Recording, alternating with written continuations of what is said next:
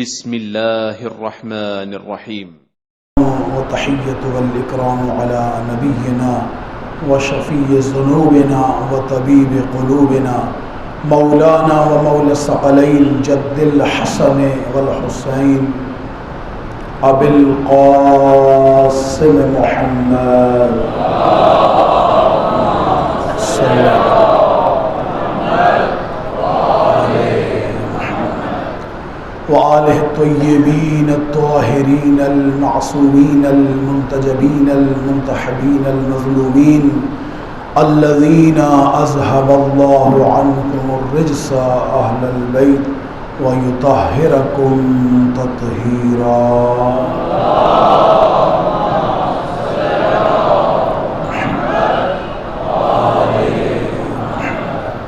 ولعنة الله على أعدائهم أجمعين من يوم عداوتهم إلى قيام يوم الدين. أما بعد فقد قال الله الحكيم في كتابه المتين وفرقان الحميد وقوله الحق. بسم الله الرحمن الرحيم. ومن يبتغ غير الإسلام دينا فلن يقبل منه وهو في الآخرة من الخاسرين. صلوات برد محمد وآل محمد.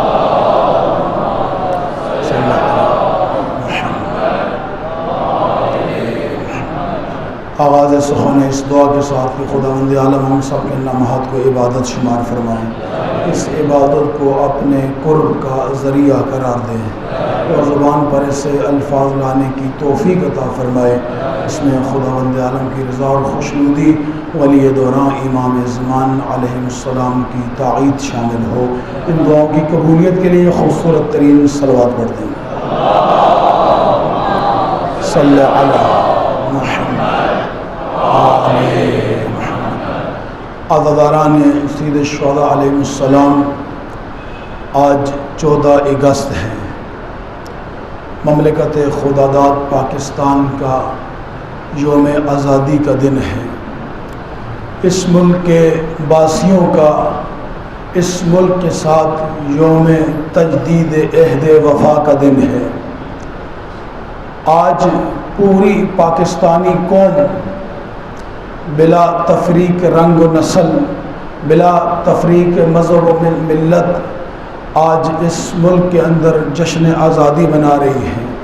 ہر انسان اپنے اپنے انداز میں اس ملک کے بنانے والوں، اس ملک کے تحریک میں اپنی جانیں راہ خدا میں پیش کرنے والوں، اس ملک کو بچانے والوں، اس ملک کو بعظمت انداز میں چلانے والوں کو خراج عقیدت پیش کر رہا ہے۔ جو بات تعجب کی ہے کہ یہ ملک بنا ہے اسلام کے نام پر، اس ملک کی بنیاد اور اساس اسلام ہے۔ ایک اسلامی فلاحی ریاست کا قیام 14 اگست 1947 کو ہوا تھا، اور یہ آج پوری پاکستانی قوم کو یاد ہے۔ کیوں یاد ہے؟ کہ اس دن ایک چھوٹا سا خطہ انگریز کے چنگل سے آزاد کر کے ہم نے آزادی کا سانس لیا تھا، تاکہ اس ملک کے اندر ہم اپنی پوری آزادی کے ساتھ اپنے مذہب و عقیدے کے مطابق زندگی بسر کر سکیں۔ اس بات پر کسی پاکستانی کا بھی اختلاف نہیں۔ آج جس جملے سے آج کی گفتگو کا آغاز کر رہا ہوں اور پورے تمام پاکستانیوں کے لیے یہ جملہ میں ہدیہ کر کے اپنی گفتگو کا آغاز کر رہا ہوں کہ آج آؤ پاکستانیوں ذرا اسی بات پہ غور کرتے ہیں چند لمحے کہ جس دن ملک آزاد ہوا، ایک چھوٹا سا خطہ آزاد ہوا، انگریزوں کے تسلط سے آزادی ملی، اس دن تو پوری قوم مل کر اس ملک کی آزادی کا جشن مناتی ہے۔ ذرا سوچ، جس دن اسلام یزیدیت کے چنگل سے آزاد ہوا، تھوڑا سا بیدار ہو کے جملہ سنیے گا، جس نے یزیدیت کے چنگل سے اسلام کو آزاد کیا اور آسانی سے آزاد نہیں کیا، آج آپ مملکت خدا پاکستان کے لیے جن شہداء نے قربانیاں دی، آج پوری قوم ان شہداء کو خراج عقیدت پیش کر رہی ہے۔ نہ شیعہ کا فرق ہے، نہ سنی کا فرق ہے، نہ دیوبندی کا فرق ہے، نہ بریلوی کا فرق ہے، نہ سکھ کا فرق ہے، نہ ہندو کا فرق ہے، نہ عیسائی کا فرق ہے، بلکہ جس کے پاس بھی پاکستانی آئیڈینٹی ہے، جس کے پاس بھی پاکستانی شناختی کارڈ ہے، جو بھی پاکستان کا وفادار ہے، وہ آج اس تحریک آزادی کی شہداء کو خراج عقیدت پیش کر رہا ہے۔ اور یہ بات کوئی معمولی بات نہیں، یہ مستحسن بات ہے، یہ اچھی بات ہے۔ جو قوم اپنے شہداء کو بھول جاتی ہے، پھر اس قوم کو زندہ رہنے کا حق ہی نہیں پہنچتا۔ لیکن سامعین محترم، جنہوں نے ایک چھوٹا سا خطہ آزاد کیا، ان کو خراج عقیدت پیش کرنے کے لیے رنگ و نسل کے فرق کی ضرورت نہیں ہے، قوم، ملت و مسلک کے فرق کی ضرورت نہیں ہے۔ تو پھر جس ہستی نے پورا اسلام تجھے یزیدیت کے جنگل سے آزاد کر کے دیا، پھر اس کو خراج عقیدت پیش کرنے کے لیے کسی فرقے کی ضرورت کیوں ہے؟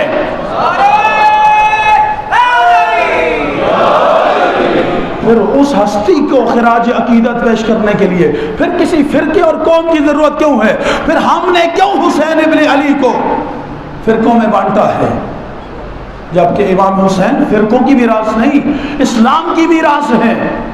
اگر اسلام کی میراث ہے، یاد رکھیے، جن شہداء نے بھی اس تحریک پاکستان کو کے اندر اپنا کردار ادا کیا، اپنی جانیں قربان کی، وہ بہت عظیم شہداء ہیں۔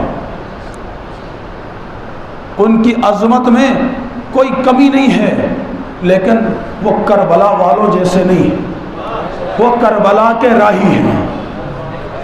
نہیں، اس جملے پہ آپ نے توجہ نہیں کی۔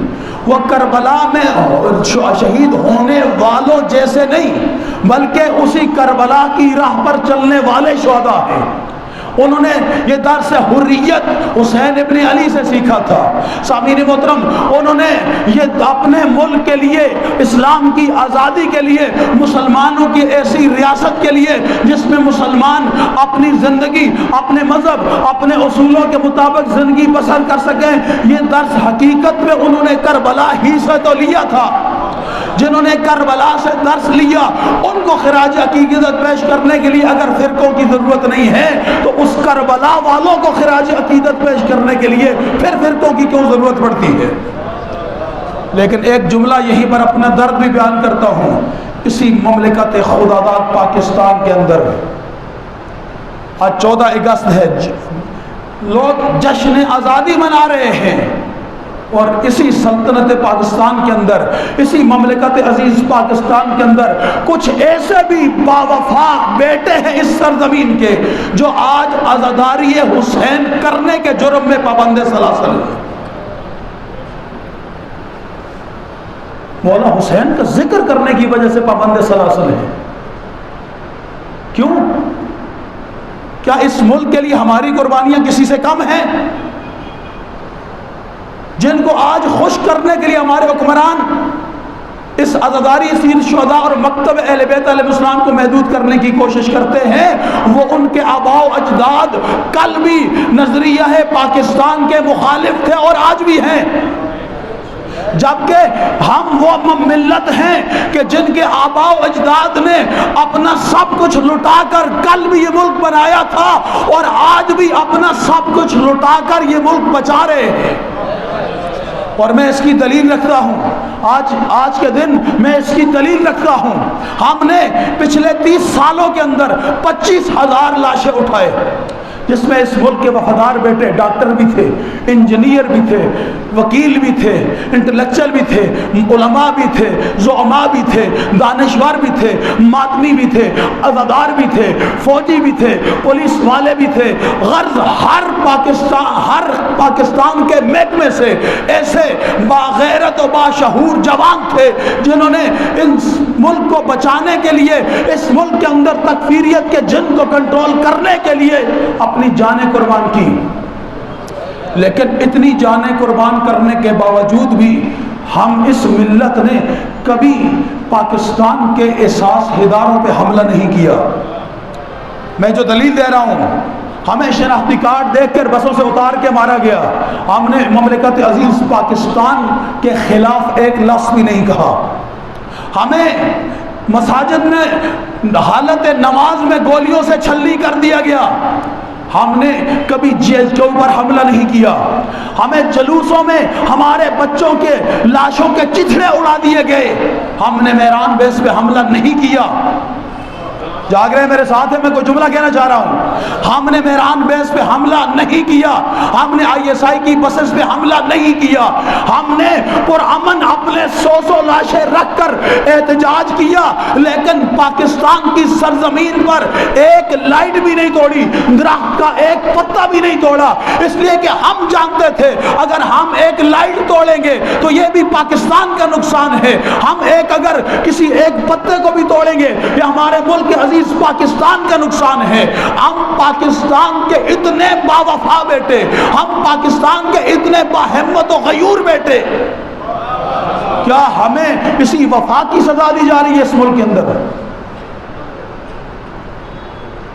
ہمیں یہ سزا نہ دو، آپ جتنی مرضی سزا دو، ہم اس ملک کے وارث ہیں، اور جب میراث پہ کو خطرہ درپیش ہو تو میدان میں وارث ہی کھڑے ہوئے کرتے ہیں، جب میراث کے اوپر کوئی اور قبضہ کرنے کی کوشش کرے تو پھر میدان میں صرف وارث ہی کھڑے ہوا کرتے ہیں۔ اگر یقین نہیں آتا تو آؤ کربلا میں دیکھ لو، اسلام کی میراث پہ یزید قبضہ کرنا چاہتا تھا، سلطنت اسلامی میں لاکھوں کی تعداد میں مسلمان تھے، لیکن کوئی بھی یزید کے مقابلے میں کھڑا نہیں ہوا، اگر کھڑا ہوا تو رسول اللہ کا بیٹا حسین ابن علی وارث اسلام ہی کھڑا ہوا۔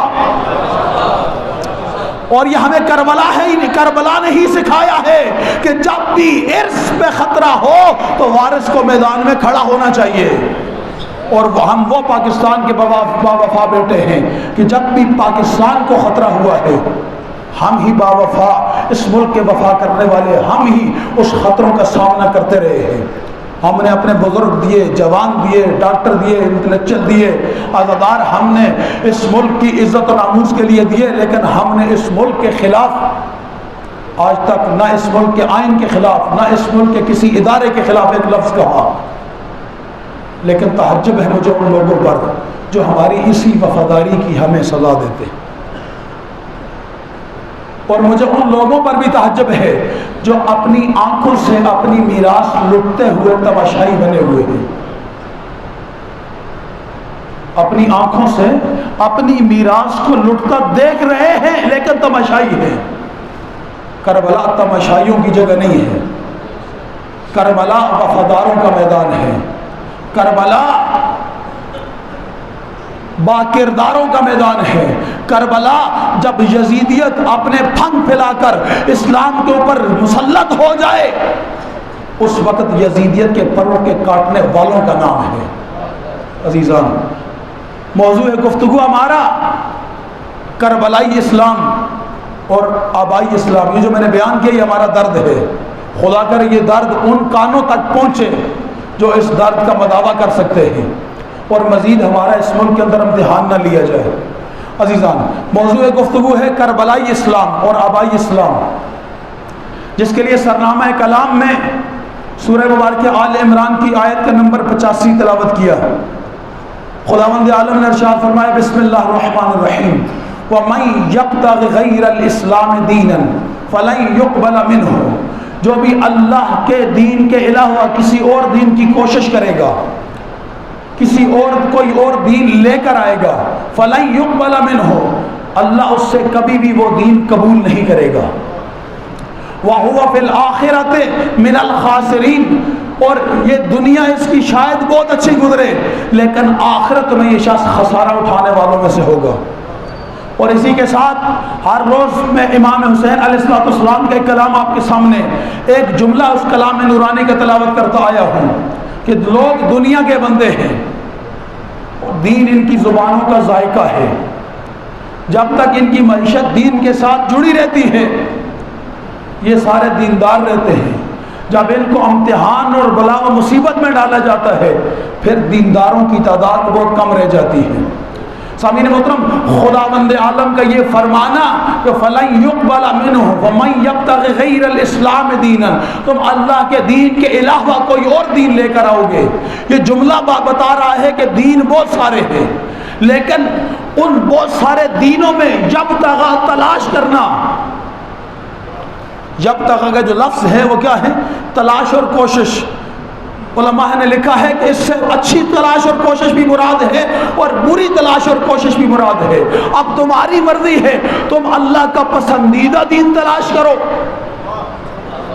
یا تم اپنی مرضی کا برا دین تلاش کرو، لیکن یاد رکھنا کہ اگر اس کے اللہ کے پسندیدہ دین کے علاوہ کوئی بھی دین تم لے کر آئے، فَلَن يُقْبَلَ مِنْهُ، اللہ تم سے وہ دین قبول نہیں کرے گا، اللہ تم سے وہ دین قبول نہیں کرے گا۔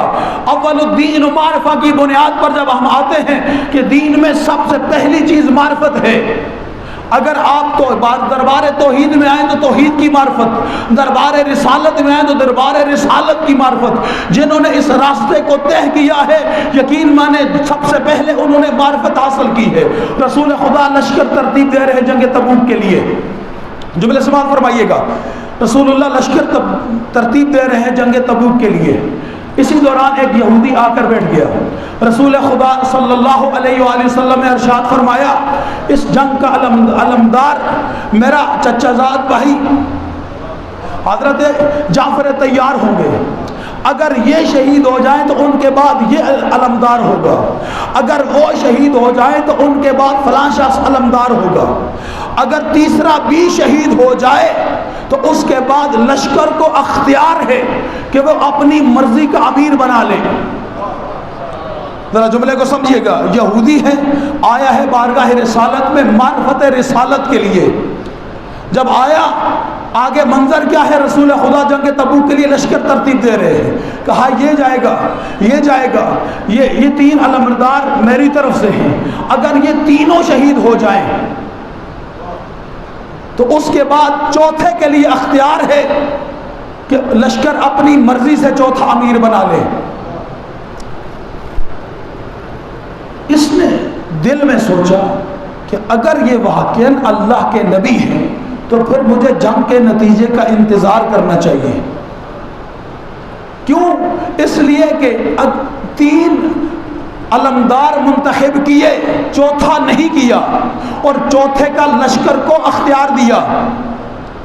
یہ تین علمدار منتخب کرنا اور چوتھے کا لشکر کو اختیار دینا اس بات کی دلیل ہوگی کہ اگر یہ واقعی نبی ہیں تو یہ جو تین نامزد کیے ہیں ان تینوں نے شہید ہونا ہے یہودی، لیکن آیا ہے دربار رسالت میں اسلام کا کلمہ پڑھنے کے لیے۔ آگے منظر دیکھ کے ٹھہر گیا، رک گیا، ایک مرتبہ رک کے کہتا ہے کہ انتظار کرنا چاہیے جنگ کے نتیجے کا۔ جنگ ہوئی، حضرت جعفر تیار شہید ہوئے، اس کے بعد جو دوسرے کمانڈر کو نامزد کیا تھا وہ بھی شہید ہوئے، جس تیسرے کمانڈر کو نامزد کیا تھا وہ بھی شہید ہوئے۔ اب چوتھے کمانڈر کو رسول خدا نے نامزد نہیں کیا تھا، کہا تھا لشکر خود نامزد کر لے۔ چوتھے کمانڈر کو لشکر نے نامزد کیا، جن کو مصطفیٰ نے نامزد کیا تھا وہ کرار رہے اور کرار رہتے ہوئے شہید ہو گئے۔ خدا کرے جو جملہ کہنا چاہ رہا ہوں، جن کو رسول اللہ نے نامزد کیا تھا وہ میدان میں لڑتے ہوئے استقامت کے ساتھ شہید ہو گئے، لیکن میدان نہیں چھوڑا۔ جس کو لشکر نے منتخب کیا، ادھر منتخب کیا، اس نے کہا ہمارے بس کا کام نہیں، آؤ گھر چلتے ہیں۔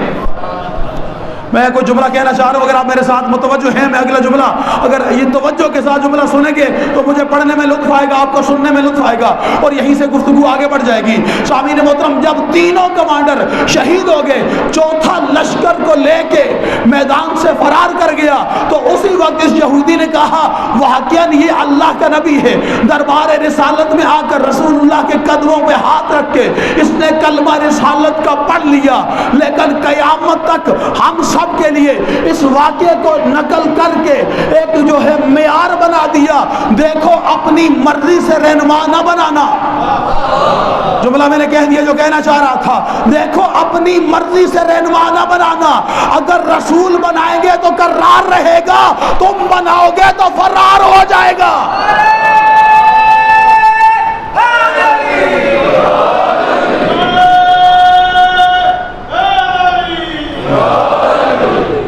ماشاءاللہ آپ نے بہت اچھے انداز میں جملہ وصول کیا ہے.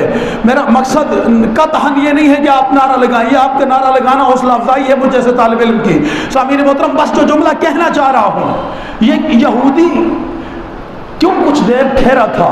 اس لیے کہ اس نے کہا میں تفکر کر لوں, غور کر لوں کہ واقعا نبی ہیں یا نہیں. اگر نبی ہوں تو ایمان لاؤں. ہم بھی امت مسلمہ کو یہی کہتے ہیں, آؤ کربلا میں ایک لمحے کے لیے تفکر کر لو. دین کرتا کیا ہے انسان کے ساتھ؟ دین کیا کرتا ہے؟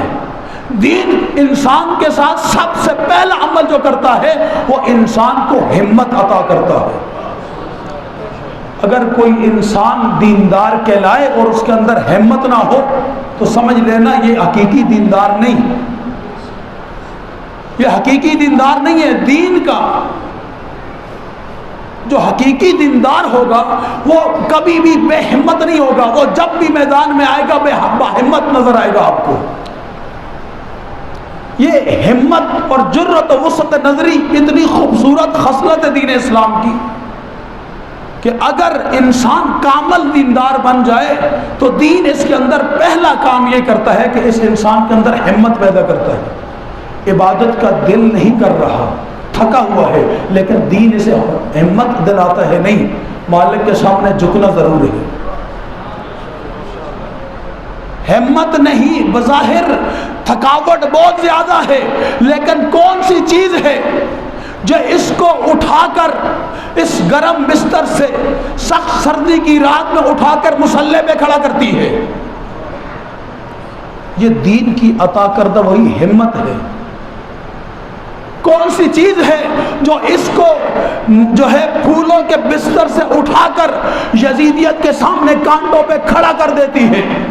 یہ دی ہوئی دین کی وہی ہمت ہے. اور یہ ایسی صفت ہے جو انسان کو کمال کی منزل تک لے جاتی ہے. دیندار انسان کے اندر اس صفت کا آ جانا, آیت اللہ آصف موسنی نے فرماتے ہیں دیندار انسان کے اندر کسی کام اس صفت کا آ جانا, بلند ہمتی وسعت نظری کا آ جانا, اس انسان کو کمال کی منزل تک لے جاتا ہے. اور پھر یہ کیسے کیسے کمال کرتا ہے؟ پھر جس جگہ پر جب اس کے اندر یہ صفت اپنے عروج پر پہنچ جائے تو پھر اگر یہ دشمن علی کے دربار میں بھی کھڑا ہوا ہو تو پھر کیا کہتا ہے؟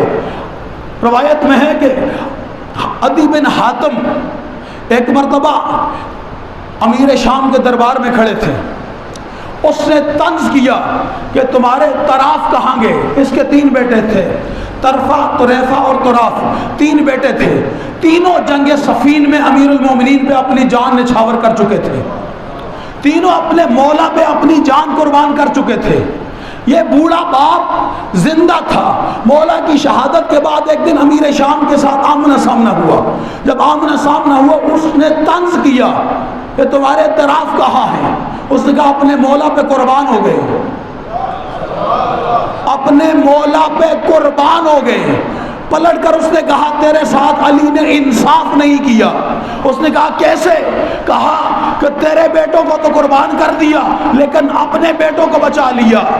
جناب عدی بن حاتم نے آنکھوں میں آنکھیں ڈالی اور ڈال کر اتنا جملہ کہا کہ علی نے میرے ساتھ انصاف کیا ہے لیکن میں نے اپنے مولا کے ساتھ انصاف نہیں کیا. میرا مولا شہید ہو گیا اور میں آج تک زندہ ہوں.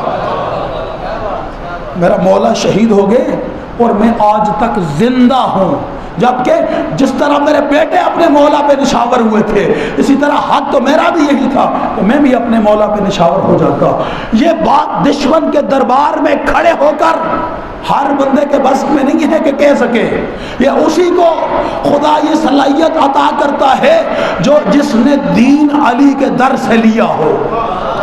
یہ صلاحیت خدا اسی کو عطا کرتا ہے جس نے دین کربلا والوں سے لیا ہو۔ بلند ہمتی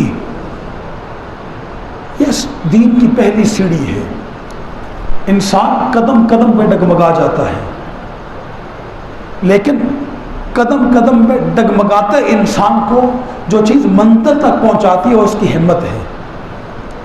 اگر اس انسان کے اندر اس کی ہمت بلند نہیں ہے، کیوں ہمت کی بات کی میں نے؟ اس لیے کہ انسان تابع ہے انسان کا عمل تابع ہے ارادے کے، اور ارادہ انسان تابع ہے انسان کی فکر کے۔ میں جملے کو ریپیٹ کر رہا ہوں، آپ جو کچھ بھی کرتے ہیں نا، کرنے سے پہلے ارادہ کرتے ہیں کہ میں یہ کام کروں گا۔ آپ گھر سے مجلس امام کے لیے آئے، پہلے آپ نے ارادہ کیا میں فلاں مقام پر مجلس سنوں گا۔ اب اس ارادے کی تکمیل کا گھر سے چل کر یہاں تک آنا یہ ارادہ نہیں، یہ آپ کا عمل تھا۔ وہاں سے چل کر یہاں تک آنا یہ آپ کا عمل تھا کہ وہ اس ارادے کو آپ نے عملی شکل میں بدلا تب جب یہاں آپ پہنچ گئے۔ لیکن آپ یہاں آئے، کسی اور جگہ کیوں نہیں گئے؟ آپ یہیں پر آئے، کسی اور جگہ کیوں نہیں گئے؟ مجلسیں تو بہت زیادہ ہو رہی تھی، لیکن آپ نے اسی جگہ کا انتخاب کیا، یا آپ نے جس جگہ کا انتخاب کیا اس کے علاوہ بہت ساری جگہوں پر مجلسیں ہو رہی تھی، لیکن آپ نے ان بہت ساری جگہوں میں سے اس جگہ کا انتخاب کیا جہاں خطیب اور مجمع کی فکر آپ کی فکر سے ملتی تھی۔ جملہ میں نے کہا ہے، تھوڑا سا بیدار ہو کے جملے کو وصول کیجئے۔ یعنی اب تین باتیں آپس میں مل گئی نا، انسان ارادہ کرتا ہے اور اس ارادے کا نتیجہ عمل ہے، لیکن ارادہ تابع ہے انسان کی فکر کے۔ جیسی فکر ہوگی ویسا ارادہ ہوگا، جیسا ارادہ ہوگا ویسے ہی عمل ہوگا۔ اب اگر فکر میں انسان کے حسین ہو، فکر میں انسان کے کربلا رچی بسی ہوئی ہو، فکر انسان کی کربلائی ہو، تو پھر انسان جب بھی تلاش کرے گا وہ کربلا تلاش کرے گا۔ اور اگر فکر میں یزید بسا ہوا ہو تو پھر اس کا جو بھی عمل ہوگا پھر اسی فکر کے تابع ہوگا۔ یعنی پہلی چیز جو انسان کے اندر یہ بلند ہمتی پیدا کرتی ہے وہ کیا ہے؟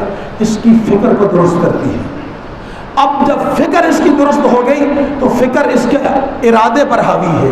جب اس کی فکر کا جو ماتحت اس کا ارادہ ہو جاتا ہے تو پھر اس کا ارادہ اس کے عمل پر حاوی ہے، اور آخر یہ تین چیزیں مل کر اس کو حسین کے دروازے پہ لے آتی ہیں۔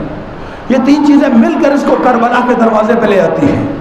اب کربلا کے دروازے پہ جب یہ آ جاتا ہے تو پھر کون سی چیز ہے جہاں پر جو اسے ڈٹ کر کھڑا رہنا سکھاتی ہے؟ یہ بہت اہم جملہ ہے جو اب کہنے جا رہا ہوں۔ کون سی چیز ہے جو اس کو کربلا میں کھڑا کر دیتی ہے؟ کون سی چیز ہے جو اس سے اپنا خاندان چھڑاتی ہے؟ کون سی چیز ہے جو برادری چھڑاتی ہے؟ کون سی چیز ہے جو مال و اسباب چھڑاتی ہے؟ کون سی چیز ہے جو ناز و نعمت سے چھڑا لیتی ہے؟ کون سی چیز ہے جو اسے 3 دن کی بھوک برداشت کرواتی ہے؟ کون سی چیز ہے جو اسے 3 دن کی پیاس برداشت کرواتی ہے؟ کون سی چیز ہے جو اس کے بدن کو زخموں سے چور چور ہونا تو پسند کرتی ہے لیکن کسی یزید کے سامنے سر جھکانا پسند نہیں کرتی؟ کیا چیز ہے یہ اس کی کربلا سے لی ہوئی وہ ہمت ہوتی ہے، وہ حوصلہ ہوتا ہے، اور وہ حوصلہ کیا کرتا ہے؟ اس کو میدان میں کھڑا کر دیتا ہے۔ اب جب یہ میدان میں کھڑا ہوتا ہے تو پھر کوئی مشکل اس کے لیے مشکل نہیں رہتی ہے، کوئی سختی اس کے لیے سختی نہیں رہتی۔ اسلام یہی تو ہمت انسان کے اندر پیدا کرتا ہے۔ ابو علی سینا بہت بڑے طبیب تھے اپنے زمانے کے۔ ایک دن ان کے ایک خادم نے کہا دنیا آپ کی اتنی باتیں مانتی ہے، آپ نبوت کا دعویٰ کیوں نہیں کرتے؟ آپ نبوت کا دعویٰ کیوں نہیں کرتے؟ انہوں نے کہا کہ میں کہاں اور نبی کہاں؟ انہوں نے کہا نہیں، آپ جس کو جو بات کہتے ہیں وہ آپ کی بات پہ من و ان عمل کرتا ہے، آپ کو حکیم سمجھتا ہے، اور اپنی جو ہے جسمانی بیماری ہو یا روحانی بیماری ہو، ہر بیماری کے علاج کے لیے آپ کے دروازے پہ آتا ہے۔ اگر آپ نبوت کا دعویٰ کریں لوگ بہت جلدی آپ کی بات مان لیں گے۔ انہوں نے اس وقت کچھ نہیں کہا۔ کچھ دن گزرے، برف پڑ گئی، شدید برف باری ہو رہی تھی کہ اس برف باری کے دوران اچانک انہوں نے اسی خادم سے جس نے مشورہ دیا تھا اسے کہا کہ اٹھو اور مجھے پانی دو، اٹھو اور مجھے پانی پلاؤ۔ اس نے ایک مرتبہ سستی کی، کچھ دیر کے بعد انہوں نے پھر دوبارہ اس کو آواز دی، اٹھو مجھے پیاس لگی ہے پانی دو۔ اس نے پھر سستی کی، پھر کچھ دیر کے بعد انہوں نے تیسری مرتبہ کہا، اٹھو مجھے پیاس لگی ہے پانی دو۔ یہ نہیں اٹھا۔ اتنے میں اسی سخت ترین برف والی رات میں مسجد کی سپیکر سے اللہ اکبر کی صدا بلند ہوئی۔ ابو علی سینا خود اٹھے، اٹھ کر اسی نوکر کا کندھا ہلایا، کہا آؤ مجھ کو نبوت کا دعویٰ کرنے کا مشورہ دینے والے، اٹھ، تو مجھے نبوت کا مشورہ دے رہا ہے کہ میں نبی ہونے کا دعویٰ کروں، جبکہ تو میرا نوکر ہو کر میری بات نہیں مانتا، جبکہ کئی سو سال پہلے نبی نے کہا تھا کہ لوگوں کو اللہ کے گھر میں نماز کے لیے بلانا ہے۔ اب جو شخص اذان دے رہا ہے اس نے نبی کو دیکھا نہیں، اس نے نبی کو سنا نہیں، اس نے کسی کی زبان سے سنا کہ نبی مصطفیٰ نے کہا تھا کہ اللہ کے گھر میں لانے کے لیے لوگوں کو اس طرح بلانا ہے۔ دیکھ تو گرم بستر چھوڑ کر گھر کے اندر میری بات کو تو نے نہیں مانا، وہ اپنا گرم بستر چھوڑ کر اس سخت ترین برف کے عالم میں بھی اپنے گھر سے نکل کر مسجد میں جا کر سپیکر پہ لوگوں کو آواز دے رہا ہے۔ یہ اس کا بلانا اس بات کی دلیل ہے کہ جس نبی کا پیروکار ہے وہ نبی سچا نبی تھا۔ تو مجھے نبیوں کی دعوت، نبی ہونے کی دعوت دے رہا ہے۔ یہ فطرت انسان کی کہ ذرا سی کسی کے اندر کوئی خصوصیت دیکھتے ہیں فرعون بنا دیتے ہیں لوگ، لیکن اس فرعونیت کا راستہ کون سی چیز روکتی ہے؟ انسان کے اندر دینداری۔ اب بعض اوقات ہم دیکھتے ہیں کہ دیندار بھی بلند ہمت ہوتے ہیں اور بے دین بھی۔ اس سے پہلے ہم یہ فرق جان لیں، یہ جو دیندار کے اندر بلند ہمتی آتی ہے یہ آتی کیوں ہے؟ وَهُوَ فِي الْآخِرَةِ مِنَ الْخَاسِرِينَ کو ذہن میں رکھیے گا۔ یہ جو دیندار شخص ہے اس کے اندر جو ہمت، یہ بلند ہمتی آتی ہے، یہ وسعت نظر جو آ جاتی کیوں آتی ہے؟ اس وجہ سے آتی ہے کہ دو نظریے ہیں زندگی کے بارے میں۔ ایک نظریہ یہ ہے کہ یہ 50 60 60 سال 70 سال ہماری زندگی ہے، وَإِنْهُمْ إِلَّا حَيَاتُنَا الدُّنْيَا نَمُوتُ وَنَحْيَا۔ قرآن مجید میں سورہ واقعہ مومنون میں اللہ نے ہماری زبان سے نقل فرمایا کہ وہ یہ کہتے ہیں کہ بس یہی تو ہماری تھوڑی سی زندگی ہے، اس کے بعد ہم نے مر جانا ہے بس۔ اب یہ جو نظریہ ہے نا کہ بس یہ 50 60 60 سال 70 سال ہماری زندگی ہے، اس کے بعد کچھ بھی نہیں ہے، یہ اس کو کہتے ہیں بے دینی۔ لیکن اس کے مقابلے میں جب دیندار کوئی بات کرتا ہے نا تو اس کی نگاہ میں اگرچہ یہاں پہ وہ 1000 سال بھی رہے، یہ 1000 سال بھی اس کی نگاہ میں زندگی نہیں ہوتی، بلکہ اس کی نگاہ میں زندگی وہ ہوتی ہے جو مرنے کے بعد اسے ملتی ہے۔ اس کی نگاہ میں حقیقی زندگی وہ ہوتی ہے جو اس کے محبوب سے اس کی ملاقات کرواتی ہے۔ نہیں، اور آپ کے لیے آسان کروں جگانے کے لیے، یعنی ایک علی والے کی نگاہ میں حقیقی زندگی وہ ہے جو اسے اس دنیا میں مرنے سے پہلے اپنے مولا کی زیارت کروا لے، جو اسے اس دنیا میں موت سے پہلے، موت کا ذائقہ چکھنے سے پہلے سرانے مولا کی زیارت کروا دے۔ اس لیے کہ مولا علی فرماتے ہیں میں ہر مرنے والے کے سرانے آتا ہوں، خواہ مومن ہو یا منافق ہو۔ یہ میں نہیں کہہ رہا، یہ مولا کائنات نے جناب حارث ہمدانی کو خود فرمایا میں ہر مرنے والے کے سرانے آتا ہوں۔ جب ملاقات محبوب اتنی حسین ہو کہ اس کے مرنے کے بغیر وہ ہو ہی نہ سکتی ہو، تو پھر کون ہے ایسے مرنے پہ نہ مرے؟ کیوں؟ اس کو پتا ہے کہ یہ جو زندگی ہے میری، بے شک میں 100 سال جیوں یا 1000 سال جیوں، یہ کچھ بھی نہیں ہے۔ زندگی میری تو اس موت کے بعد شروع ہونی ہے۔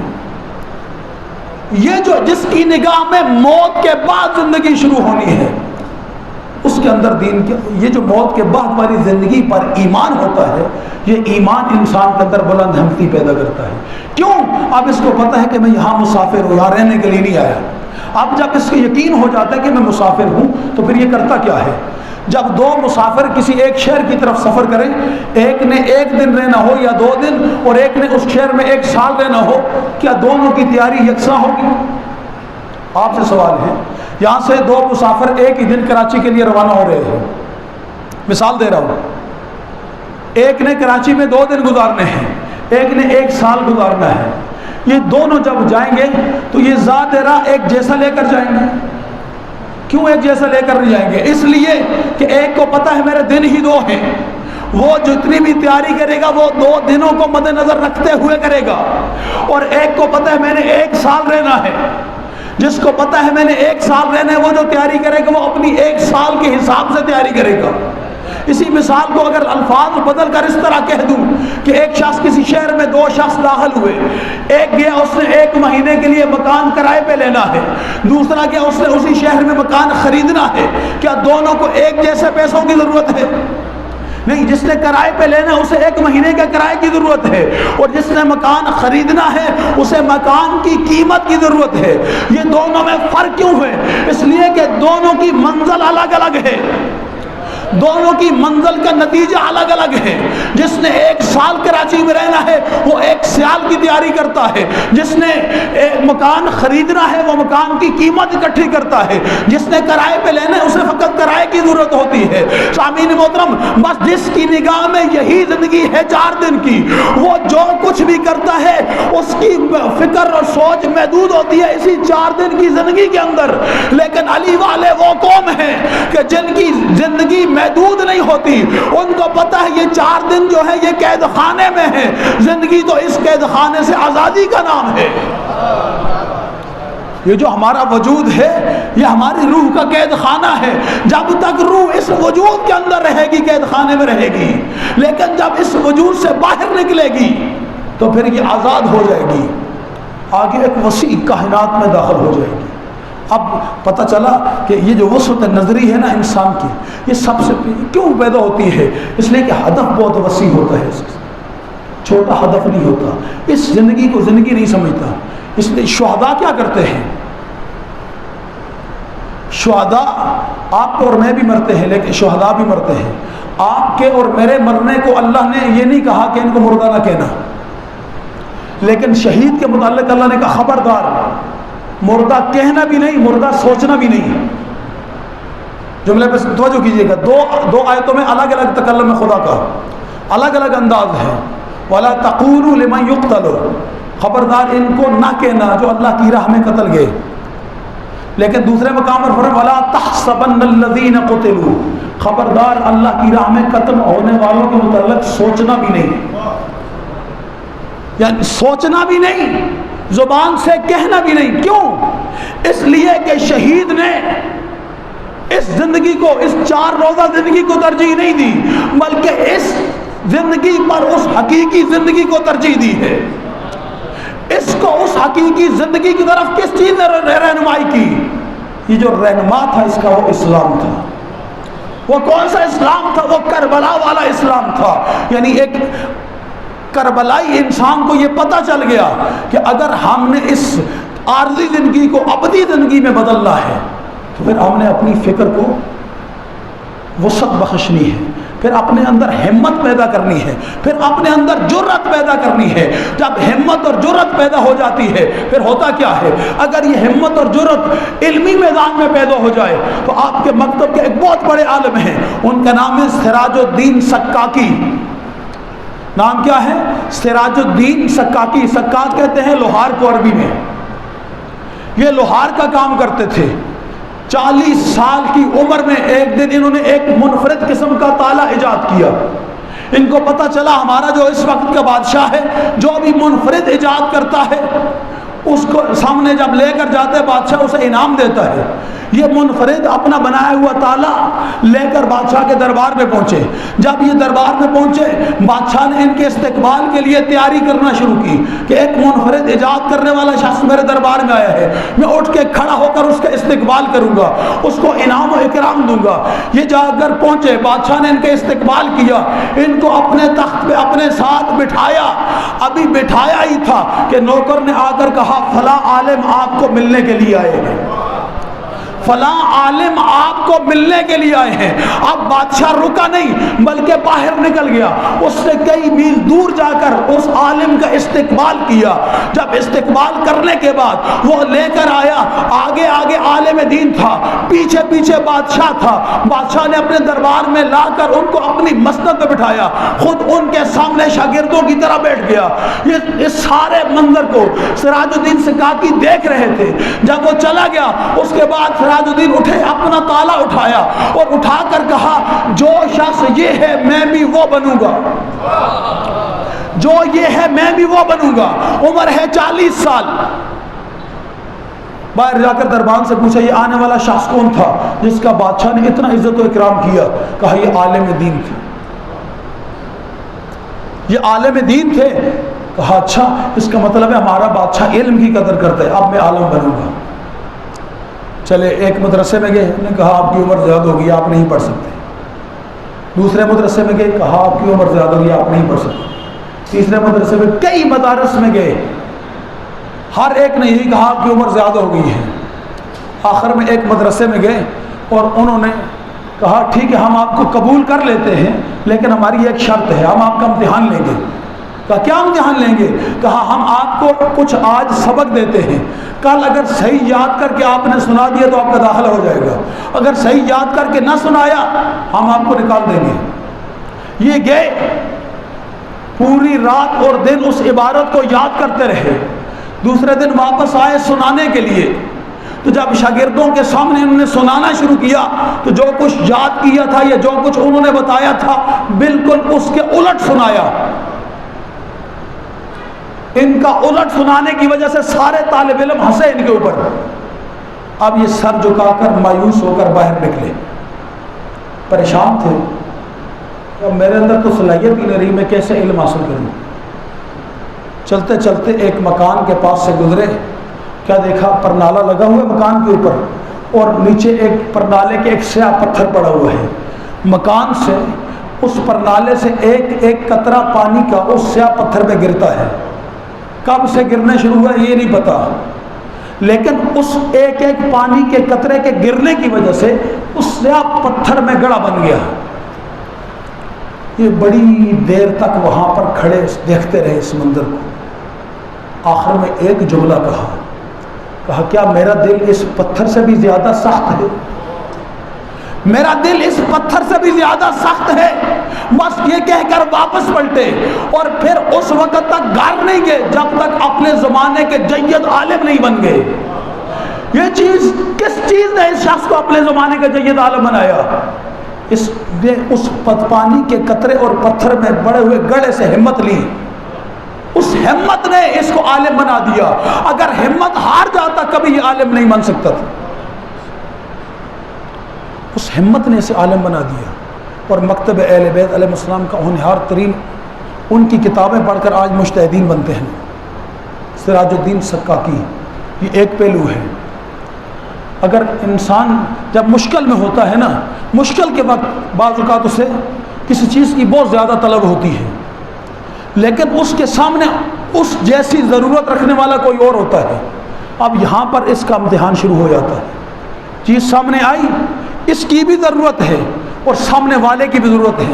اب اپنی ضرورت پر دوسرے کی ضرورت کو ترجیح دینا یہ ہر ایک انسان کا کام نہیں ہے. یہ ہر ایک انسان کا کام نہیں ہے. یہ کام وہی کر سکتا ہے جس نے اہل بیت علیہ السلام کے در سے رزق کے سخاوت لیا ہو, جس نے سورہ مبارکہ دہر کی تفسیر پڑھی ہو کہ آل رسول اپنے بچوں کو بھوکا رکھ کے مسکین یتیم اس اسیر کو کھلا دیتے ہیں.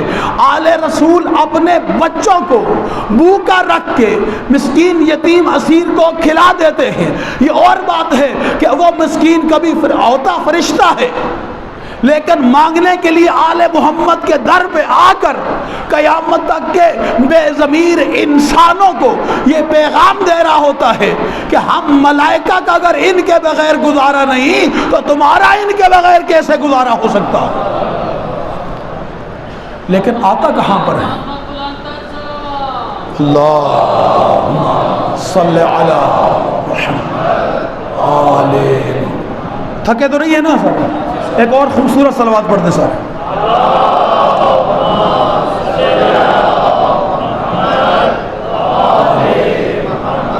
اس قسم کی مثالیں رسول اللہ کے وفاداروں کی تاریخ میں بڑی پڑی ہیں. جنگ احد میں 9 یا 7 صحابی جو ایک ہی وقت میں زخمی ہو کر زمین پہ تڑپ رہے تھے. ہر ایک کو پیاس لگی ہوئی تھی کہ اتنے میں ایک سکا پانی لے کر ان کے پاس آ گیا. اپنی پیاس کو بھی دیکھا, سامنے والے کی پیاس کو بھی دیکھا. اس نے کہا میرے مجھ سے زیادہ اس کی ضرورت ہے, اس کے لے کے جاؤ.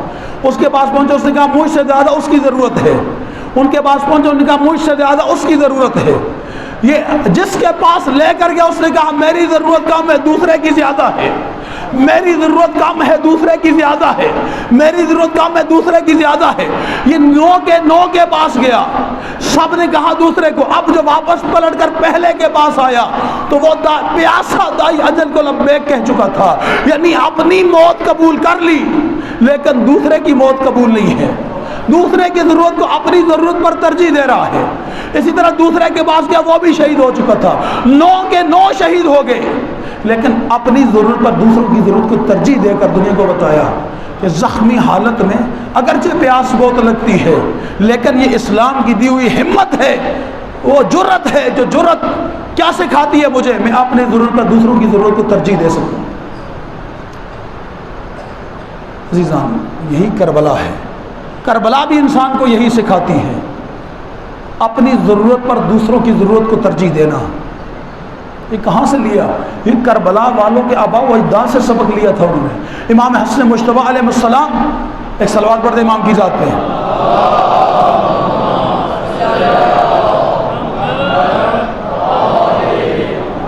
مسند امامت پر تشریف فرما ہے کہ عبداللہ ابن زبیر آئے. بہار الانوار سے میں اس روایت کو نقل کیا, علامہ باقر مجلسی علیہ رحمہ نے. آئے, انہوں نے کہا کہ آپ کے بابا نے میرے بابا کے 80,000 دینار یا درہم, روایت میں اختلاف ہے, دینے تھے. امام علیہ السلام نے انکار ہی نہیں کیا. تحریر کوئی نہیں ہے, دعویٰ کرنے والے یہ دعویٰ کر رہا ہے کہ آپ کے بابا نے میرے بابا کے 80,000 درہم یا دینار دینے تھے. امام نے فوراً 80,000 درہم دینار نکالے اور اس کے ہاتھ میں رکھے. وہ لے کر اپنے گھر پہنچا, اس نے تحریر نکالی تو تحریر میں لکھا تھا کہ عبداللہ ابن زبیر نے مولا علی کو 80,000 درہم دینے تھے. یعنی مولا علی نے نہیں دینے تھے بلکہ عبداللہ ابن زبیر نے دینے تھے. اب یہ 80,000 درہم وہ جو لیے تھے امام سے, اور 80,000 درہم وہ جو اس کے باپ نے مولا علی کو دینے تھے, دونوں اٹھائے اور آ کر بارگاہ امام حسن مجتبیٰ میں کھڑا ہوا.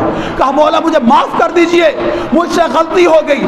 آپ کے بابا نے میرے بابا کے پیسے نہیں دینے تھے بلکہ میرے بابا نے آپ کے بابا کے پیسے دینے تھے. کہا پھر کیا ہوا؟ کہا اب وہ رقم بھی لے گیا ہوں جو آپ نے دی ہے, اور وہ بھی لے کر آیا ہوں جو میرے بابا نے آپ کے بابا کی دینی تھی. امام علیہ السلام نے ان کی طرف دیکھا اور دیکھ کر بس ایک جملہ کہا کہ جو میرے بابا نے, آپ کے بابا نے میرے بابا کو دینی تھی وہ میں نے تجھے معاف کر دی, وہ میں نے تجھے معاف کر دی, اور جو کچھ میں نے تجھے دیا ہے اسے تجھے بخش دیا. اس لیے کہ زہرا کے لال جو دیتے ہیں پھر واپس نہیں لیتے. سامعین محترم, یہ کیا چیز ہے جو لٹا رہی ہے؟ یہ اسلام کی راہ میں یہ بلند ہمتی ہے انسان کی. ہم 10 روپے کسی کو نہیں دیتے قرضہ, لیکن امام اتنا بڑی مالیت ایک جملے میں دے رہی. کیا چیز ہمت ہے انسان کے اندر؟ اگر یہ ہمت آ جائے نا ہماری قوم کے اندر, پھر ہماری قوم کے اندر کوئی یتیم بھوکا نہیں سوئے گا, پھر کوئی مسکین ایسا نہیں ہوگا جس کے سر پہ چھت نہ ہو. عزیزان، لیکن کب؟ جب ہم کربلا والوں کے دروازے پہ آئیں گے۔ یہ ساری بلند ہمتی کربلا والے انسان کے اندر پیدا کرتے ہیں۔ اسی طرح اس بلند ہمتی کے ساتھ دوسری اہم ترین صفت، 10 منٹ اگر آپ اجازت ہے تو اور لگا لوں آج۔ دوسری اہم ترین صفت اطمینان نفس۔ پہلی چیز بلند ہمتی ہے اور دوسری اطمینان نفس۔ انسان کے اندر انسان کا نفس مطمئن رہے، کس پر؟ اطاعت الہی پر۔ کب مطمئن رہتا ہے؟ الا بذکر اللہ تطمئن القلوب، جب یہ ذکر خدا کے، انسان کا دل خدا کے ذکر سے منور ہو جائے، جب انسان کے دل میں خدا آ جائے پھر انسان کا نفس مطمئن رہتا ہے۔ اور یہ نفس مطمئنہ بھی ایک بڑی عالی ترین صفت ہے، اور اس صفت کی معراج بھی کربلا ہے۔ یہ صفت بھی اس وقت انسان کو حاصل ہوتی ہے جب اس کا ایمان باللہ آخرت پر مضبوط ہو۔ اگر اس کا ایمان باللہ آخرت پر نہ ہو تو یہ انسان خواہشات نفسانی میں بہہ جائے گا، یہ انسان دنیا کی چہل پہل میں کھو جائے گا یہ انسان۔ اور آج ہم دیکھتے ہیں بہت سارے ایسے ہیں جو دنیا میں کھوئے ہوئے ہیں، جبکہ ان کے متعلق مولا کائنات نے ارشاد فرمایا تھا دنیا ایسے کماؤ جیسے تم نے سدا یہی رہنا ہے، اور موت کے لیے ایسے تیار رہو جیسے اگلے ہی لمحے مر جانا ہے۔ یعنی دنیا کمانے سے منع نہیں کیا، دنیا میں کھو جانے سے منع کیا ہے۔ خواہشات رکھنے سے منع نہیں کیا، لیکن خواہشات کی ڈائریکشن صحیح ہونی چاہیے۔ اگر خواہشات بری ہوتی تو خدا ہمارے نفس میں رکھتا ہی نہیں، لیکن خواہشات کی ڈائریکشن صحیح ہو۔ میں خواہش کیا کر رہا ہوں؟ جب انسان کی خواہش اس کے ارادہ و عقل کے ماتحت ہو جاتی ہے تو یہ خواہش اسے نفس مطمئنہ کی منزل تک لے جاتی ہے، اور جب نفس مطمئنہ کی منزل تک لے جاتی ہے تو پھر دشت کربلا میں یہ صدا اٹھتی ہے، یا ایتھا النفس المطمئنہ ارجعی، پلٹ آ، تو نفس مطمئنہ کا مالک، تو نے خواہشات کے مطابق زندگی نہیں گزاری بلکہ خدا کی مرضی کے مطابق اپنی زندگی گزار کے آیا ہے۔ تو نے اپنے نفس کی نہیں سنی، خدا کی مرضی کو تو نے ہمیشہ ترجیح دی ہے۔ جب انسان اس منزل پر آتا ہے پھر انسان کو کربلا مجسم دین نظر آتی ہے، ہر چیز کی مثال کربلا میں موجود ہے، لیکن اس کے مقابلے میں جو دین ہے وہ دین آبائی ہے۔ دین آبائی کیا ہے؟ دین آبائی یہ ہے کہ انسان کی سوچ خود سے شروع ہوتی ہے اور خود پہ ختم ہو جاتی ہے، اپنے خاندان سے شروع ہوتی ہے، خاندان پہ ختم ہو جاتی ہے، اپنی برادری سے شروع ہوتی ہے، برادری پہ ختم ہو جاتی ہے، اپنے علاقے سے شروع ہوتی ہے، علاقے پہ ختم ہو جاتی ہے، اپنے ملک سے شروع ہوتی ہے، ملک پہ ختم ہو جاتی ہے۔ یعنی یہ انسان اپنی ذات میں کھویا ہوا انسان ہے، یہ خدا کی ذات میں سمویا ہوا نہیں بلکہ اپنی ذات میں کھویا ہوا یہ انسان ہے۔ یہ کون سا انسان ہے؟ یہ وہ انسان ہے جو آبائی دین کے پیروکار ہے۔ اس کی نگاہ میں اس کے آباء و اجداد کی بنائی ہوئی رسموں کے اوپر اگر کوئی انگلی اٹھائے تو یہ کبھی برداشت نہیں کرتا، لیکن اللہ کے دین کا جیسا بھی کوئی بیڑا غرق کرے اسے کوئی پرواہ نہیں ہوتی۔ اپنے آباء و اجداد کی کسی سنت کو مٹتا ہوا دیکھے پورے خاندان کو لے کر میدان میں کھڑا ہو جاتا ہے، یہ کام میرے باپ دادا کرتے تھے، تم کون ہوتے ہو روکنے والے؟ لیکن اللہ کے دین کے لیے ایک لمحے کے لیے بھی کھڑا نہیں ہوتا۔ اگر تم نے دین کربلا سے لیا ہے تو کربلا میں تو ایک ہی جملہ نظر آتا ہے، رضم بقضائہ، پروردگار تیری رضا پہ ہم راضی ہیں، وہ تسلیما لامرہ، اور تیرے امر کے سامنے سر جھکاتے ہیں۔ جب میں خدا کی رضا پہ راضی ہی نہیں ہوں، میں تو اپنے باپ دادا کی رضا تلاش کر رہا ہوں، میں اپنے چودھری صاحب کی رضا تلاش کر رہا ہوں، میں اپنے MNA کی رضا تلاش کر رہا ہوں، میں وزیر اعظم کو خوش کرنے کی کوشش کرتا ہوں، خدا کہاں جائے گا؟ جن کے ہم پیروکار ہیں، جب وہ عمر ابن عبد ود کے سینے پہ سوار ہوتے ہیں اور وہ گستاخی کرتا ہے تو وہ اس کے سینے سے اتر کے دور چلے جاتے ہیں۔ جب سوال کرنے والا مولا کائنات سے پوچھتا ہے کہ کیوں اتر گئے، اتنے بڑے دشمن کے سینے پہ سوار ہوئے تھے، مولا فرماتے ہیں اس نے 2 گستاخیاں کی میرے ساتھ، ایک میری ماں کے متعلق اس نے نازیبہ الفاظ استعمال کیے. یہ میں اپنی طرف سے بات نہیں کر رہا، روایت بیان کر رہا ہوں کہ اس نے پہلے میری ماں کی توہین کی اور اس کے بعد میرے چہرے پر اس نے اپنا تھوک پھینکا. اور جب اس نے گستاخیاں کی تو اب مجھے غصہ آیا، اور علی نہیں چاہتا کہ میدان میں علی کی اپنی رضا خدا کی رضا میں شامل ہو. علی جو کام بھی کرتے اللہ کی رضا کے لیے کرتے ہیں. حسین جو کام بھی کرتے ہیں اللہ کی رضا کے لیے کرتے ہیں. حسین کی اولاد نے اور حسین کے اصحاب نے جو عمل بھی انجام دیا ہے وہ اللہ کی رضا کے لیے دیا ہے. جب انسان اپنے آپ کو اس کی رضا کے ماتحت بنا لیتا ہے پھر اس انسان کا نفس مطمئن ہوتا ہے، پھر اس کے لیے فرق نہیں پڑتا یہ یہاں رہے یا وہاں منتقل ہو جائے، اس لیے کہ اس کو یقین ہوتا ہے کہ میں نے اپنی زندگی اس کی رضا میں گزاری ہے، اس کی راہ میں نے زندگی گزاری ہے. میں خواہشات کا اسیر نہیں رہا، میں اپنے خاندان کا برادری کا اسیر نہیں رہا، میں کسی چودھری وڈیرے کا اسیر نہیں رہا، بلکہ میں خدا کی رضا کا اسیر رہا. اور کربلا خدا کی رضا کا بہترین مرکز اور نمونہ ہے. عزیزاں، ہمت اگر سیکھنی ہے تو آپ کو کربلا کے علاوہ کہیں اور نظر نہیں آئے گی.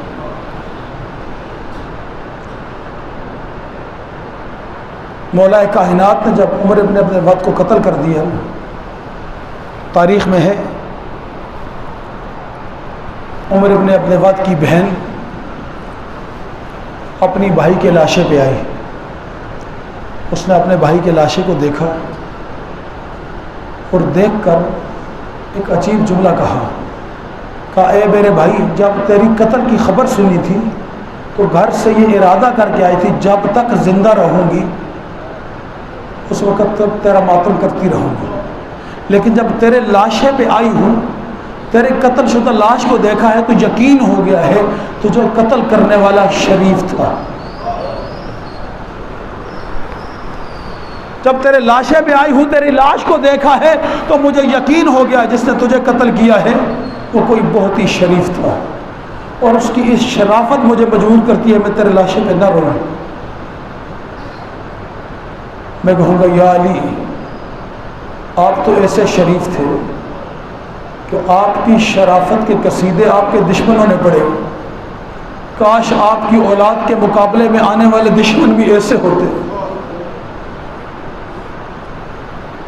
کیا کیا ہے آل رسول کے ساتھ، کتنی ہمت ہے کربلا والوں میں.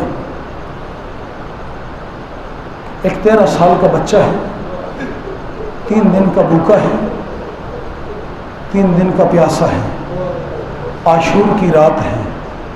ایک مرتبہ اپنے چچا کے پاس آیا، آ کر سوال کرتا ہے چچا ان شہداء کی لسٹ میں میرا نام بھی ہے؟ 13 سال کا بچہ اپنے چچا سے سوال کرتا ہے چچا ان شہداء کی لسٹ میں میرا نام ہے؟ امام نے یہ نہیں کہا تیرا نام ہے یا نہیں، امام نے پلٹ کر سوال کیا کہ اس لسٹ میں علی اصغر کا نام بھی ہے. اجرکم اللہ، خدا تمہیں کوئی غم نہ دے. کہا اس لسٹ میں علی اصغر کا نام بھی ہے. پتہ نہیں حسین کیا دیکھنا چاہتے تھے. ایک مرتبہ غیرت علوی جوش میں آئی اور کہا چچا کیا یہ بغیرت ہمارے خیموں میں گھس جائیں گے؟ اللہ اکبر، کربلا ہے نا عزادارو، یہ کربلا ہے. کہا یہ بغیرت ہمارے خیموں میں گھس جائیں گے؟ امام کہتے ہیں نہیں قاسم، یہ خیموں میں نہیں گھسیں گے بلکہ علی اصغر کو میں میدان میں لے کر جاؤں گا. اس کے بعد امام نے عجیب سوال کیا یا بنیا کیف ترى الموت، کہ بیٹے قاسم بتا موت کو کیسے دیکھتے ہو، موت کو کیسے دیکھتے ہو؟ 3 دن کا شہزادہ کا 13 سال کا بچہ ہے، 3 دن کا بھوکا ہے، 3 دن کا پیاسا ہے. امام سوال کر رہے ہیں موت کو کیسے دیکھتے ہو؟ فرماتے ہیں اعلی من العسل، میں شہد سے زیادہ شیریں سمجھتا ہوں موت کو. یہ چچا اور بھتیجے کا مکالمہ رات کو ہوا. صبح جب عاشور کی جنگ شروع ہوئی نا عزادارو، علماء فرماتے ہیں کہ کربلا میں جینا مشکل تھا، مرنا آسان تھا. اس سے بڑا اور مصائب کا جملہ نہیں میں پڑھ سکتا۔ کربلا وہ دشت ہے جس میں جینا مشکل تھا اور مرنا آسان تھا۔ امام حسین اتنے کریم ہیں کہ انہوں نے اپنے بچوں کو بھی مشکل کے لیے تیار کیا، اپنے اصحاب کو مشکل میں نہیں ڈالا۔ کہتے اس لیے اصحاب کو پہلے میدان میں بھیجا تاکہ یہ جلدی سے یہ مشکل سفر طے کر لیں، اگر جتنی زیادہ مشکلات ہیں وہ میرے ہی خاندان پر رہیں۔ جب سارے اصحاب شہید ہو گئے تو روایت میں ہے سب سے پہلے بنی ہاشم میں جو بچہ میدان کے لیے آیا امام کے پاس وہ شہزادہ قاسم تھا۔ بعض روایات میں شہزادہ علی اکبر کا ذکر ملتا ہے، لیکن اکثر روایات میں شہزادہ قاسم سب سے پہلے آئے۔ امام علیہ السلام کے پاس آئے، کہا چچا مجھے جنگ میدان میں جانے کی اجازت دیجیے۔ یہ اس 13 سال کے بچے کو کون سی چیز ہے جو کھینچتی ہوئی میدان میں لڑنے کے لیے لا رہی ہے؟ یہ اس بچے کی ہمت کربلائی ہمت تھی۔ امام کے پاس آ گیا، امام نے کربلا کی یہ روایت تھی کہ جو شہید میدان میں لڑنے کے لیے جاتا تھا اسے تیار مولا ابو الفضل العباس کرتے تھے، اور جب وہ شہید ہو جاتا تھا اس کا لاشا حسین اٹھا کے لاتے تھے۔ دونوں بھائیوں نے کربلا کو تقسیم کیا ہوا تھا، شہید کو تیار کر کے بھیجتے عباس تھے اور واپس اٹھا کے لاشا حسین لاتے تھے۔ جب شہزادے نے کہا نا چچا مجھے جنگ کی اجازت دیجیے، میں نے روایت میں پڑھا بڑی دیر تک حسین نے قاسم کو اپنے سینے سے لگائے رکھا، بڑی دیر تک روتے رہے اور ایک ہی جملہ کہتے رہے تو میرے بھائی حسن کی نشانی ہے۔ اجرکم اللہ، خدا تو میں بڑے آرام سے مسائل پڑھنے کا عادی ہوں، مجھے کوئی جلدی نہیں ہے۔ آپ جتنے دن گزرتے جا رہے ہیں نا اتنے ہی کم دن کا مہمان رہ گیا ہے زہرا کا لال۔ اجرکم اللہ، یہی حق آل رسول کو پرسہ دینے کا۔ بڑی دیر تک مولا حسین نے شہزادہ قاسم کو اپنے سینے سے لگائے رکھا اور ایک ہی جملہ کہتے رہے بیٹا تو میرے بھائی کی نشانی ہے، میں تجھے کیسے میدان میں بھیجوں؟ تو میرے بھائی کا حسن کی نشانی ہے، میں تجھے کیسے میدان میں بھیجوں؟ ایک مرتبہ بھتیجے نے چچا سے کہا کہ یہ جملہ میں نے اپنی ماں سے بھی کہا تھا، لیکن ماں نے میرے بازو کے ساتھ بابا کا یہ بندھا ہوا تعویذ کھول کے دیا تھا جو میرے بابا نے 28 سفر کی رات کو میرے بازو میں باندھتے ہوئے میری ماں کو وصیت کی تھی کہ جب زندگی میں کوئی مشکل وقت آ جائے، جب زندگی میں کوئی مشکل وقت آ جائے تو یہ تعویذ کھول کے پڑھ لینا، اس کے بعد اس کے اوپر عمل کر لینا۔ کہا ماں کی ہمت نہیں ہوئی، لیکن ماں یہ کہتی ہے کہ اس سے مشکل وقت ہمارے اوپر اور کب آئے گا، اس لیے ماں نے تعویذ کھول کے دیا ہے۔ کہا جاؤ اپنے چچا سے کہو کھول کے پڑھ لے، آپ کے بھائی کی لکھی ہوئی تحریر ہے۔ تو مولا حسین نے تعویذ کو کھولنا شروع کیا، بسم اللہ الرحمن الرحیم پڑھ کے تعویذ کو کھولا۔ سب سے پہلے بھائی کی تحریر تھی نا وہ اس کو چوما، پھر آنکھوں سے لگایا، لگانے کے بعد اس کو پڑھنا شروع کیا، بسم اللہ الرحمن الرحیم۔ اے بھائی حسین، میں جانتا ہوں آج کا دن تاریخ کا سب سے مشکل ترین دن ہے۔ اے بھائی حسین، یہ میرا بیٹا قاسم جب آپ کے پاس اجازت مانگنے کے لیے آئے تو اس کو حسن کی طرف سے فدیے کے طور پہ قبول۔ اجرکم اللہ، اجرکم اللہ، خدا تمہیں کوئی غم نہ دے۔ میں نے آج تک اس شہزادے 2 شہزادوں کی شہادت میں نے کبھی پوری نہیں پڑھی، ایک شہزادہ قاسم کی، ایک شہزادہ علی اکبر کی، یہ مجھ سے کبھی پوری شہادت نہیں پڑھی جاتی۔ ہزاروں بس میں جلدی جلدی گزر جاؤں گا، شاید میں پورا مضمون نہ پڑھ سکوں۔ آپ نے گریہ کیا ہو، مجلس ہو گئی، خدا آپ کے ناسوں کو قبول کرے، خدا آپ کی آنکھوں سے نکلے ہوئے ان آنسوؤں کے طفیل آپ کی آنکھوں کو خدا ایسا بنا دے وہ تیرے زمانے کے حسین کے دیدار کے قابل ہو جائیں۔ عزیزارو، ایک مرتبہ تحریر پڑھی، پھر چوما، کہا جاؤ قاسم اپنے چچا سے کہو تیار کرے۔ خدا کی قسم بڑا مشکل ہے میرے لیے پڑھنا، خدا مجھے ہمت دے میں 2-4 جملے پڑھ سکوں۔ کہا جاؤ قاسم اپنے چچا سے کہو تو آپ کو تیار کرے۔ اب مجھے بتاؤ، عباس جیسا جری ہو اور اسے کوئی کہہ دے کہ اس 13 سال کے نازک بدن قاسم کو تیار کر کے میدان میں بھیجنا ہے، کتنا مشکل ہوگا عباس کے لیے۔ اللہ کی قسم اکبر کو تیار کرنا آسان تھا، قاسم کو تیار کرنا مشکل تھا۔ عباس نے وہی عمل دہرایا جو حسین نے دہرایا تھا، قاسم کو سینے سے لگایا، پیشانی چومی، اس کے بعد سب سے پہلے زرہ منگائی، قاسم کے سینے پہ رکھی، پوری نہیں آئی۔ دوسری منگائی، قاسم کے سینے پہ رکھی، پوری نہیں آئی۔ تیسری زرہ منگائی، پوری نہیں آئی۔ حتیٰ جتنی زرہ منگائی کوئی بھی پوری نہیں آئی شہزادے کے وجود پر۔ اس کے بعد سر پہ جنگی خود منگایا، کوئی خود بھی شہزادے کے سر پہ پورا نہیں ہوا۔ اللہ جانے کس حالت میں مولا عباس نے شہزادہ قاسم کے سر پہ امامہ کپڑے کا باندھنا شروع کیا۔ جب کپڑے کا امامہ سر پہ باندھنا شروع کیا، عباس کی آنکھیں سامن کے بادلوں کی طرح برس رہی تھی۔ ایک مرتبہ جب امامہ تیار ہو گیا نا عزادارو، اب عباس نے انا للہ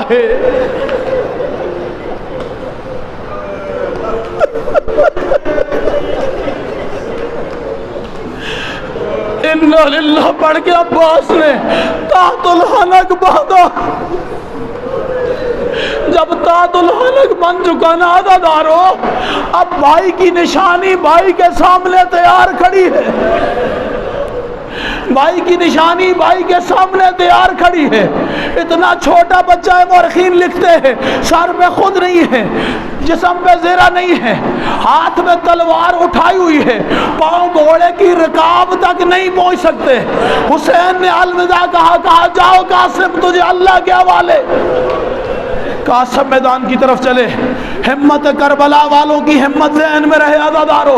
اب جب قاسم چلے، سامنے کے جو لشکر ہے اس کی تعداد معلوم ہے، 30,000 سے لے کر 80,000 تک، جو پانی بھی پیا ہوا ہے، کھانا بھی کھایا ہوا ہے، تازہ دم لشکر ہے۔ اس کے مقابلے میں 13 سال کا بچہ جو 3 دن کا بھوکا بھی ہے، 3 دن کا پیاسا بھی ہے، سر پہ جنگی خود بھی نہیں، جسم پہ کوئی زرہ بھی نہیں، ہاتھ میں ایک تلوار پکڑی ہوئی ہے، گھوڑے پہ سوار ہے، جا کر لشکر کے سامنے کھڑا ہوا، فرمایا اے ریفو، اے لشکر والو مجھے پہچانو، انا قاسم ابن الحسن، میں قاسم کا لخت جگر حسن ہوں، اجرکم اللہ، میں قاسم کا بیٹا حسن ہوں۔ اتنے پہ اکتفا نہیں کیا، پھر فوراً فرمایا میں نسل علی، مجھے پہچانو میں علی کی نسل سے ہوں۔ اور یہ کہہ کر 80,000 کے لشکر پہ اکیلا ٹوٹ پڑا یہ بچہ۔ جنگ لڑنی شروع کی، لڑتے لڑتے عمر سعد کو نے ارزق شامی سے کہا جاؤ اس بچے کا مقابلہ کرو۔ اس نے کہا میں 1,000 کے مقابلے میں لڑتا ہوں، اس بچے کے مقابلے میں جانا میری توہین ہے۔ اس نے اپنا ایک بیٹا بھیجا، مولا قاسم نے اسے واصل جہنم کیا۔ دوسرا بیٹا بھیجا، اس کو بھی واصل جہنم کیا۔ تیسرا بیٹا بھیجا، اس کو بھی واصل جہنم کیا۔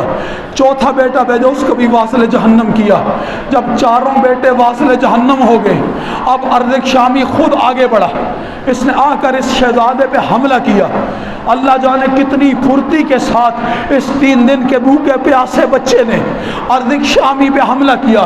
پہلے ہی وار میں عباس کے شاگرد نے ارزق شامی کو واصل جہنم کر دیا نا، اب لشکر یزید میدان سے فرار کرنے لگا۔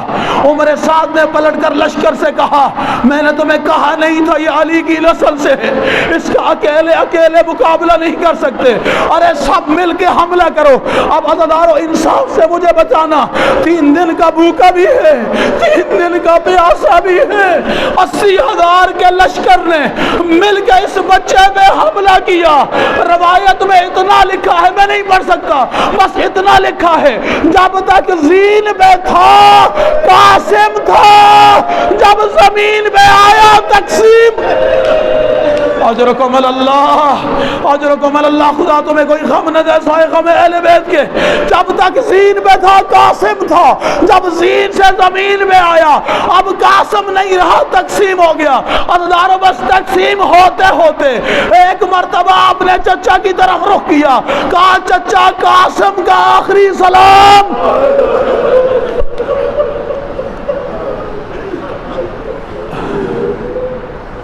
حسین چلے، دشت کربلا میں آئے، دائیں بائیں تلاش کیا، کہیں قاسم نظر نہیں آیا۔ آواز دی بیٹا قاسم جواب دو، میں چچا تجھے لینے آیا ہوں۔ کوئی جواب نہیں آیا۔ دوسری مرتبہ آواز دی بیٹا قاسم، کوئی جواب نہیں آیا۔ تیسری مرتبہ کہا تجھے امام وقت بلا رہا ہے قاسم۔ اب روایت کے جملے یہ ہیں، کوئی قاسم کی لاش کا ٹکڑا ادھر سے اٹھا، کوئی ادھر سے اٹھا، کوئی ادھر سے اٹھا۔ حسین نے جب ٹکڑے دیکھے اب حسین نے اپنے دوش سے عبا اتاری، عبا زمین پہ بچھائی، بچھانے کے بعد ایک ایک ٹکڑا پڑھتے ہوئے بسم اللہ پڑھ کے اٹھاتے تھے، بڑے آرام کے ساتھ اپنی عبا پہ رکھتے تھے۔ عزدارو جب گٹھڑی بن گئی اب ایک مرتبہ گٹھڑی کو اپنے پشت پہ ڈالا، لے کر خیمے کی طرف چلے۔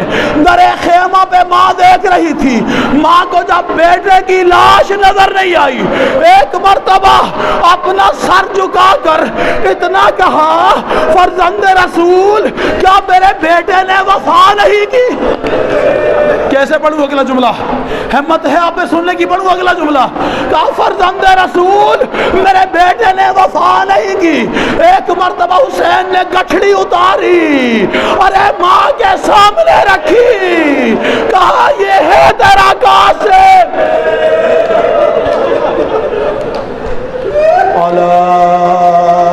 لعنت اللہ علی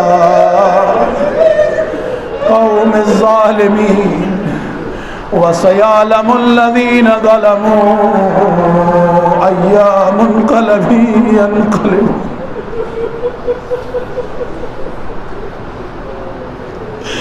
اِنَّا لِلَّهِ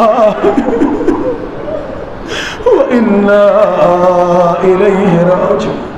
اللهم بسمك العظيم الأعظم العز الأجل الأكرم، یا اللہ یا اللہ یا اللہ یا اللہ، تجھے 14 کی عزت کا واسطہ ہمارے آنسوں کو قبول فرما، دربار سیدہ میں شرف قبولیت عطا فرما، دربار امام زمان علیہ السلام میں شرف قبولیت عطا فرما۔ میرے اللہ تجھے در عزت و عظمت کا واسطہ ہم سب کو حقیقی دیندار بننے کی توفیق عطا فرما، دین کے تمام احکامات اسلامی پر عمل کرنے کی توفیق عطا فرما، کربلائی دین پر چلنے کی استقامت عطا فرما۔ میرے اللہ 14 کی عزت کا واسطہ ہمارے مرحومین کو اعلی علیین بلند مقام عطا فرما، شہداء اسلام، شہداء پاکستان، تحریک پاکستان، شہداء ملت نشی مالک، تمام شہداء کو شہداء کربلا کے ساتھ محشور فرما۔ میرے اللہ 14 کی عزت کا واسطہ پروردگار جتنے مومنین مومنات مریض ہیں تمام مریضوں کو بیمار کربلا کا واسطہ شفاء کامل و عاجل نصیب فرما۔ میرے اللہ حاضرین میں ان کے گھروں میں جتنے مریض ہیں جن مرضات کی دعائیں صحت کے لیے تاکید کی گئی ہے، میرے اللہ 14 کی عزت کا واسطہ ان تمام مریضوں کو صحت کاملہ و عاجلہ نصیب فرما۔ جو بے اولاد ہے میرے اللہ 14 کی عزت کا واسطہ ان کو اولاد نرینہ و صالح عطا فرما۔ میرے اللہ پروردگار جن مومنین کو بے گناہ قید و بند میں ڈالا گیا مالک ان کو باعزت رہائی نصیب فرما، جن کو مسنگ پرسن بنایا گیا پروردگار ان کو ظالموں کے جنگل سے آزادی نصیب فرما۔ میرے اللہ تجھے تیری عزت و عظمت کا واسطہ ایام عزا کا واسطہ پروردگار ہمارے ملک عزیز پاکستان کی حفاظت فرما، اس ملک کے اندرونی بیرونی تمام دشمنوں کو نیست و نابود فرما۔ میرے اللہ 14 کی عزت کا واسطہ عزاداران سید الشہداء دنیا کے جس کونے میں بالعموم بالخصوص مملکت خدا پاکستان میں عزاداری مشغول مالک سب کی حفاظت فرما، جو اس کے دشمن پروردگار اگر قابل ہدایت ہدایت نصیب فرما، اگر قابل ہدایت نہیں ہے پشت پناہ اس میں تم کو نیست و نابود فرما۔ حاضرین کی تمام حوائج شرعیہ کو پورا فرما، تمام مشکلات کو آسان فرما۔ میری مائیں بہن جو اس مجلس میں دعائیں لینے جو دعائیں لے کر آئیں مالک ان سب کی تمام حاجات کو پورا فرما۔ انتظامی کے افراد جو ہمارے ساتھ ڈپٹی پر بیٹھے ہیں پروردگار ان کی تمام حاجات کو پورا فرما، تمام مشکلات کو آسان فرما۔ میرے اللہ اس ماہ ایام عزا کا واسطہ، اس مجلس حسین کا واسطہ، ہمارے ان آنسوں کا واسطہ ہماری آنکھوں کو یوسف زہرا کے دیدار کے قابل بنا امامنا ہمارے امام کے ظہور میں تحجیل فرما، ہمیں ان کے نوکروں میں، خادموں میں، سپاہیوں میں شمار فرما، ان کے ظہور کے لیے اپنی ذمہ داریوں کو بامعرفت ادا کرنے کی توفیق عطا فرما۔